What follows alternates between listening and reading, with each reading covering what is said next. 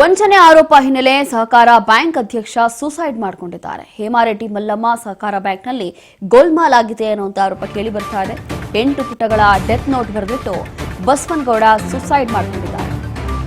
ಯಾದಗಿರಿ ಜಿಲ್ಲೆ ಶಹಾಪುರ ಪಟ್ಟಣದಲ್ಲಿರುವಂತಹ ಸಹಕಾರ ಬ್ಯಾಂಕ್ನಲ್ಲಿ 6.62 ಕೋಟಿ ಹಣ ವಂಚನೆ ಆಗಿದೆ ಅನ್ನುವಂತ ಆರೋಪ. ನಮ್ಮ ಹಣ ನಮಗೆ ಕೊಡಿ ಅಂತ ಠೇವಣಿದಾರರಿಂದ ಪ್ರೊಟೆಸ್ಟ್ ಮಾಡಲಾಗ್ತಾ ಇದೆ. ಅಧ್ಯಕ್ಷರ ಸಹಿ ಫೋರ್ಜರಿ ಮಾಡಿ 6.62 ಕೋಟಿ ಸಾಲದ ಹಣ ದುರ್ಬಳಕೆ ಆಗಿದೆಯಾ ಇಲ್ಲಿ ಅನ್ನುವಂಥದ್ದು.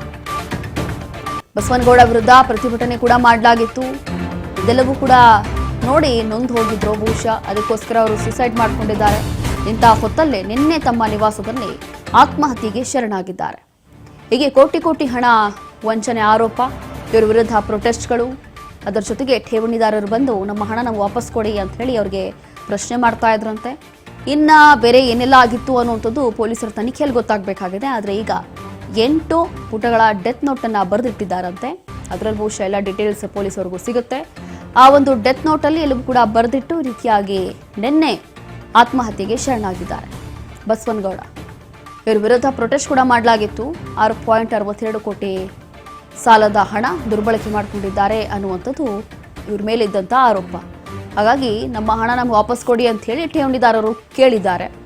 ಆದರೆ ಇವ್ರ ಹತ್ರ ಹಣ ಇರಲಿಲ್ಲ ಅಥವಾ ಮತ್ತೊಂದು ಏನಾಗಿತ್ತೋ ಗೊತ್ತಿಲ್ಲ, ಇಲ್ಲಿ ವಂಚಿಸಿದ್ದಾರೆ ಅನ್ನೋಂಥ ಆರೋಪ. ಅದರ ಜೊತೆಗೆ ಪ್ರೊಟೆಸ್ಟ್ ಕೂಡ ಮಾಡಲಾಗಿತ್ತು ಇವ್ರ ವಿರುದ್ಧ. ಹಾಗಾಗಿ ನಿನ್ನೆ ಹೋಗಿ ಇವರು ತಮ್ಮ ನಿವಾಸದಲ್ಲಿ ಈ ರೀತಿಯಾಗಿ ಆತ್ಮಹತ್ಯೆಗೆ ಶರಣಾಗಿದ್ದಾರೆ ಅನ್ನೋದು ಗೊತ್ತಾಗ್ತಾ ಇದೆ. ಯಾದಗಿರಿ ಜಿಲ್ಲೆ ಶಹಾಪುರ ಪಟ್ಟಣದಲ್ಲಿ ಸಹಕಾರ ಬ್ಯಾಂಕ್ ಇದೆ, ಅಲ್ಲಿ ನಡೆದಿರುವಂಥ ಘಟನೆ.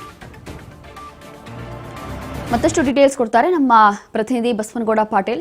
ಬಸವನಗೌಡ, ಇಲ್ಲಿ ಡೆತ್ ನೋಟ್ ಬರೆದಿಟ್ಟಿದ್ದಾರಂತೆ. ಈಗ ಡೆತ್ ನೋಟಲ್ಲಿ ಬಹುಶಃ ಎಲ್ಲ ಡೀಟೇಲ್ಸ್ ಗೊತ್ತಾಗ್ಬೋದು, ಏನಕ್ಕೆ ಸೂಸೈಡ್ ಮಾಡ್ಕೊಂಡ್ರು ಅಥವಾ ಏನಾಗಿದೆ ಆ್ಯಕ್ಚುಲಿ ಅಂತ. ಇನ್ನು ಒಂದಲ್ಲ ಎರಡಲ್ಲ ಸುಮಾರು 6.62 ಕೋಟಿ ಹಣ ವಂಚಿಸಿರುವಂಥ ಆರೋಪ. ಇದೆಲ್ಲವೂ ಕೂಡ ಏನಾಗಿತ್ತು ಆ್ಯಕ್ಚುಲಿ, ಎಷ್ಟು ಸತ್ಯ ಇದು ಅಂತ? ರೋಶಿನಿ, ಏನು ಯಾದಗಿರಿಯಲ್ಲಿ ಯಾದಗಿರಿ ಜಿಲ್ಲೆಯ ಶಹಾಪುರ ತಾಲೂಕಿನ ಹೇಮಾರೆಡ್ಡಿ ಮಲ್ಲಮ್ಮ ಸಹಕಾರಿ ಬ್ಯಾಂಕ್ನಲ್ಲಿ ಅಧ್ಯಕ್ಷ ಬೆಂಗಳೂರಿಂದ ಬಂದು ನೇಣ ಹಾಕೊಂಡಿದ್ದು ಬೆಳಕಿಗೆ ಬಂದಿತ್ತು. ಆ ಬಸವನಗೌಡ ಸಹಕಾರಿ ಬ್ಯಾಂಕಿನ ಅಧ್ಯಕ್ಷ ಆಗಿದ್ರು. ಹಾಗಾಗಿ ಆರೋಪಗಳು ಮಾಡ್ತಾ ಇದ್ದಾರೆ. ಹಾಗಾಗಿ ಎಷ್ಟರ ಮಟ್ಟಿಗೆ ಸತ್ಯ ಅನ್ನೋದು ಕೂಡ ನೋಡ್ಬೇಕಾಗತ್ತೆ. ಒಟ್ಟಿನಲ್ಲಿ ಡೆತ್ ನೋಟ್ ಇನ್ನ ಯಾರ ಕೈಗೆ ಲಭ್ಯವಾಗಿಲ್ಲ. ಆ ಡೆತ್ ನೋಟ್ ನಲ್ಲಿ ಯಾವ ರೀತಿ ಬರ್ದಿದ್ದಾರೆ ಎಂಬುದು ಕೂಡ ಕಾದ್ ನೋಡ್ಬೇಕಾಗತ್ತೆ. ಹಾಗಾದ್ರೂ ಏನಾದ್ರು ಮಾಹಿತಿ ಯಾವ್ದು ಮಾಧ್ಯಮಗಳಿಗೆ ಲಭ್ಯವಾಗಿಲ್ಲ. ಹಾಗಾಗಿ ಡೆತ್ ನೋಟ್ ಅಲ್ಲಿ ಏನ್ ಬರ್ದೆ ಅನ್ನೋದು ಬಹಳ ಕುತೂಹಲಕ್ಕಾಗಿ ಮೂಡಿದೆ. ಹಾಗಾಗಿ ನೋಡೋಣ ಯಾವ ರೀತಿ ಇದ್ರ ಬಗ್ಗೆ ತನಿಖೆ ನಡೆಸ್ತಾ ಇದ್ದಾರೆ ಯಾದಗಿರಿ ಮತ್ತು ಜಿಲ್ಲೆಯ ಪೊಲೀಸರು ಕೂಡ, ಹಾಗೂ ಶಹಾಪುರ ಪೊಲೀಸರು ಕೂಡ ಅಲ್ಲೇ ಟಿಕೆಟ್ ಹಾಕಿದ್ದಾರೆ. ಹಾಗಾಗಿ ಡೆತ್ ನಲ್ಲಿ ಏನ್ ಬರ್ದಿದ್ದಾರೆ ಎಂಬುದು ಕೂಡ ಕಾದ್ ನೋಡ್ಬೇಕಾಗುತ್ತೆ ರೋಶಿನಿ. ಪಾಟೀಲ್, ಇನ್ನ ಒಂದು ಪ್ರಾಥಮಿಕ ತನಿಖೆ ಅಂತ ಏನಿರುತ್ತೆ, ಆ ಪ್ರಾಥಮಿಕ ತನಿಖೆಯಲ್ಲಿ ಪೊಲೀಸರಿಗೆ ಏನ್ ಗೊತ್ತಾಗಿರ್ಬೋದು ಈ ಒಂದು ಪ್ರಕರಣದಲ್ಲಿ ಸ್ಪೆಷಲ್ ಆಗಿ?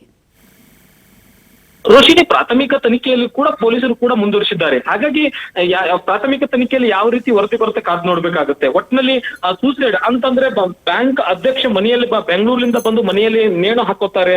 6 ಕೋಟಿ ರೂಪಾಯಿ ಆರೋಪಗಳು ಕೇಳಿ ಬರ್ತವೆ. ಹಾಗಾಗಿ ಯಾವ ಮಟ್ಟಿಗೆ ಇದೆ ಅನ್ನೋದು ಕೂಡ ದಿಕ್ಕನ್ನು ತೋರಿಸ್ತಾ ಇಲ್ಲ. ಹಾಗಾಗಿ ಎಲ್ಲವೂ ಕೂಡ ಕಾದ್ ನೋಡ್ಬೇಕಾಗುತ್ತೆ. ಒಟ್ಟಿನಲ್ಲಿ ಈ ಸಾವನ್ನು ಕೂಡ ತಿರುವು ಮೂಡ್ತಾ ಇದೆ. ಹಾಗಾಗಿ ಯಾವ ರೀತಿ ತಿರುವನ್ನು ಪಡಿತ ಕೂಡ ಕಾದ್ ನೋಡ್ಬೇಕಾಗುತ್ತೆ ತನಿಖೆಯಲ್ಲಿ Roshini. Yes, thank you Patil ನಿಮ್ಮೆಲ್ಲ ಡೀಟೇಲ್ಸ್ಗಾಗಿ.